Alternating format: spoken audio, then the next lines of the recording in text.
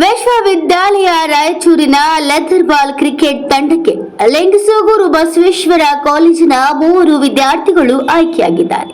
ಹೌದು, ಟ್ರಯಲ್ ಮತ್ತು ಅಭ್ಯಾಸ ಪಂದ್ಯಾವಳಿಯಲ್ಲಿ ಆಲ್ರೌಂಡರ್ ಗುರುಗುಂಟಾದ ಶ್ರೀಧರ್ ಜಗಪಾತ್, ಕರಡಿ ಗ್ರಾಮದ ಆದರ್ಶ ಸರ್ಕಾರಿ ಪ್ರಥಮ ದರ್ಜೆ ಕಾಲೇಜಿನ ವಿದ್ಯಾರ್ಥಿ ರಾಹುಲ್ ಬೆಲ್ಲದ್ ಉತ್ತಮ ಪ್ರದರ್ಶನ ನೀಡಿದ್ದರಿಂದ ಆಯ್ಕೆಗೆ ಕಾರಣ ಅಂತ ಹೇಳಲಾಗುತ್ತಿದೆ.